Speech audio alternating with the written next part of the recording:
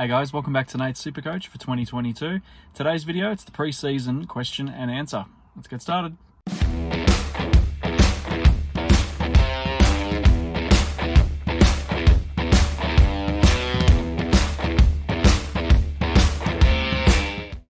Okay, so thanks for everyone who put through their questions on Instagram, Twitter, and on the previous shout-out video, or the call to action video. A bit of a different video today. I thought I'd do this one, get outside, and a bit of fresh air, rather than sort of being sitting at home on the couch all day. So let's go through a few of the questions, and hopefully they'll help you out as well. Okay, so the first question comes from Dom, and he asks, how many Richmond players are you thinking of starting? Thanks for your question, mate. So at this point in time, I'm potentially looking to start one, and that'll be Jayden Short. I'm not 100% sold just yet. I've still got to see what his role looks like in some of the preseason games. So I'm not really looking to start Dusty at all this year. I'm not really 100% sold on him as an upgrade target, to be honest. I mean, in the last few years, he's been very inconsistent. He comes out like a house on fire, and everyone jumps on him, and then he's just sort of, you know, he's likely to throw in 120 one week and 67 the next. So for a premium player, I feel you need a bit more return for that. And especially coming back from a pretty nasty injury last year, and of course the situation with his dad, I don't know where he's at. I don't know where his preparation's at. And I think we have the opportunity to wait and see how Dusty performs, and I think that's what we should do. If it looks like he's consistently scoring over 100, then I'll certainly look at him. But at the moment, I'm only bringing in, or potentially looking at bringing in, Jayden Short. Okay, so the next question comes from Mark. Thanks for your question, mate. And he says, what ruck strategy are you going with this year? Who are you picking? At this point in time, I'm doing the set and forget rucks. I'm going Gawn and Grundy. I'm keeping it simple. I'm not mucking around with any type of value picks. You know, I've seen talk that, you know, you could maybe look at Bruce, or you could look at Sean Darcy and Grundy. I play SuperCoach very traditionally, so I always like to go with conservative kind of picks players that I know have done the job before. They've got the runs on the board, so to speak. So I'm going Gawn and Grundy. I'm not sold on Darcy. I didn't see enough of him last year to be like, right, I'm picking him.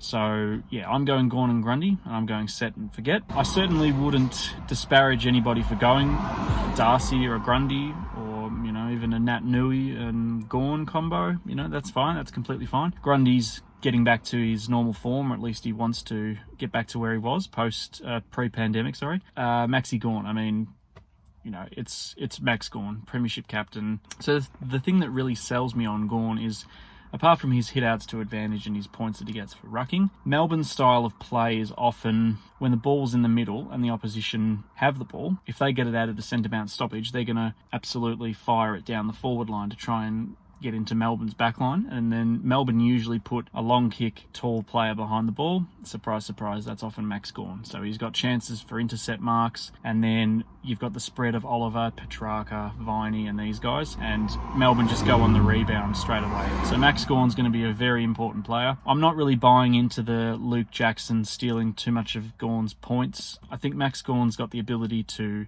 score really, really well as a ruckman, and also as that pinch hit long target down the line. Okay, so the next question comes from Dave. He asks, what am I going to do with the West Coast and Freo players? All right, thanks for your question, mate. So I'm gathering that that's due to the border restrictions at the moment with WA. For those that are not aware, the Western Australian Premier has kept the borders closed, or at least delayed them reopening, and so that could potentially throw the first part of the season into a bit of doubt. We're not sure what's going on there. We're not sure whether non-Western Australian teams are going to be able to even get into Perth to play, and we don't know whether Perth teams are going to be able to get out. So, you know, there could be a potential hub situation. Not really sure what's going on yet. The AFL's had meetings to try and sort through all that and put contingency plans in place and all the rest of it. Let's just take things one thing at a time. Let's look at COVID. I would highly suggest not starting Western Australia and the Western Australian teams, West Coast or Freo, purely for that uncertainty. And I mean, we're early Feb now, so we still don't really have a clear indication of what's going to happen. So I would avoid picking those players to start with. You certainly look at them as upgrade targets, but just as a matter of caution, I would steer clear of them. We don't know whether they're going to have to camp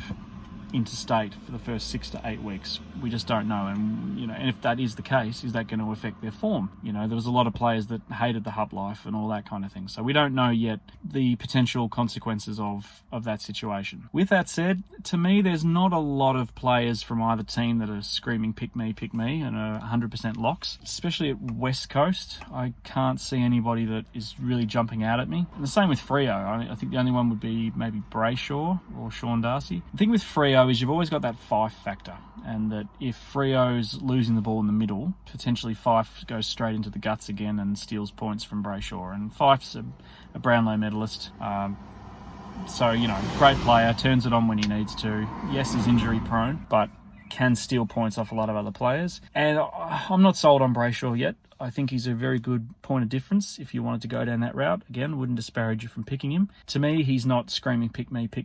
I think for a little bit extra money, don't know exactly how much he is, but for maybe a little bit more money, you can pick up a Lachie Neale or a Tom Mitchell. Both of those guys are Brownlow medalists, and they're the key cogs in the midfield for their respective sides. So the next question comes from Robert, who asks, how much do you suggest I have in the bank to make trade corrections? I like to have a minimum of 50k. All right, thanks for your question, mate. Yes, I think that's a very good idea. I would certainly think 50 as a minimum. Now that we have the 5 extra trades, it's good to have a little bit of money built up. And you certainly don't want to have, 200, 300, 400k in the bank after you've chosen your team. I think that's way too much, because you can use that money to get a player. Anything less than 20,000, you're leaving yourself quite short. So 50 is a good starting point. So I'd be looking 50 to 100k. I think you'd be pretty good there. Okay, so the next question comes from Steve, and Steve asks, is 4 Melbourne players too much? Well, it depends on which Melbourne players you're going to choose. Off the top of my head, I think 4 Melbourne players probably would be too much. I'm only considering starting with 2, and that'll be Gawn and Oliver. I think they're going to be the 2 most popular ones to start with. The third one I would say would be a Petrarca. People would be starting with him, and the fourth one potentially could be Salem or someone else. Maybe some people are wanting to start Fritsch. I think 4 would be too much. Yeah, it kind of, if you're starting with 4 players in the one team, it really gets to that thing of stealing each other's points, and you certainly don't want that to happen. I understand why you might want to start with 4, being they're the premiership team from last year, they're the premiership favourites, and they're going to win a fair few games. So, but I would advise against 4 players. So the next question comes from Matt, who asks, what about mid-prices? Are you doing any stepping stones? Are you picking any stepping stones this year? And if so, who? All right, thanks for your question, mate. There's a couple of players I'm looking at as stepping stones.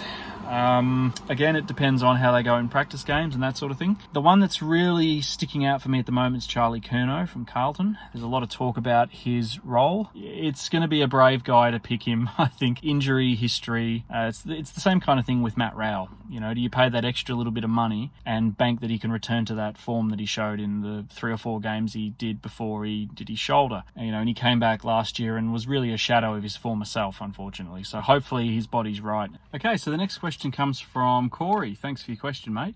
And he asks who to pick out of Maynard, Ridley and Short. Okay, so full disclosure, I'm an Essendon supporter, so I'm looking at Jordan Ridley very closely. The problem with Jordan Ridley is not so much him as a player, it's where he fits into in the puzzle of Essendon, especially our back 6. We have Mason Redmond, Jayden Laverde, Dyson Heppel, Nick Hind. We've also now recruited Jake Kelly from Adelaide, and we have the potential debut of Zach Reed and also the return of Michael Hurley. At this stage, again, early Feb, I'm not 100% sure on Ridley's role, which is a little bit concerning, I think, because if he is allowed to do that intercept role, he's going to score bananas, and he's going to be a great pickup. So Ridley's a kind of wait and see. If he has that intercept role, I'm going to pick him 100%. But with Jake Kelly arriving, I've heard they've tried to do that. Jake Kelly's going to do a little bit of sort of the lockdown role, and Ridley's now going to play that intercept. If that happens, great. Let's say Jake Kelly gets injured or misses a couple of games, or,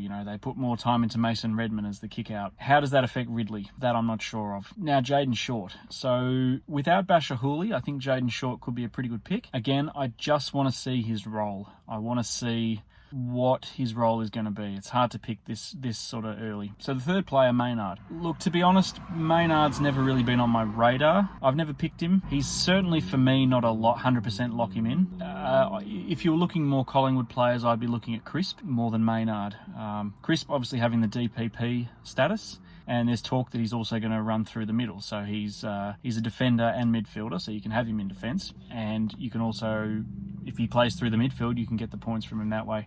So if I was to rank them in order of who I would pick, at this stage I would have them 3 Maynard, 2 Ridley, 1 Short, but Short and Ridley are this close. I'm going to wait to see in the practice games what happens there. And the last question comes from Ryan, who says, how many Essendon players am I looking at starting? Thanks for your question, mate. The Bombers are an interesting one. The Bombers have a stacked midfield. We have Zach Merritt, Darcy Parish, Andy McGrath. We have Jake Stringer in the mix, Jai Caldwell.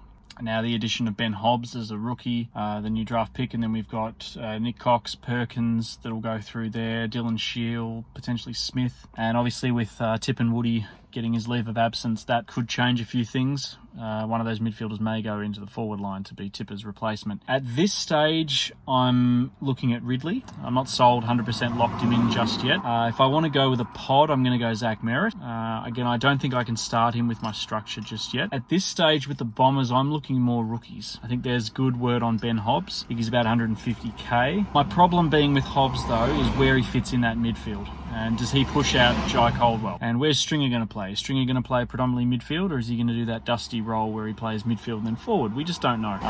So to answer your question, I'm not looking at starting 100% Essendon players at the moment. If I am, it's going to be rookies. And hopefully the closer we get to the season, that'll become a little bit more clearer. So thanks, guys, for all those questions.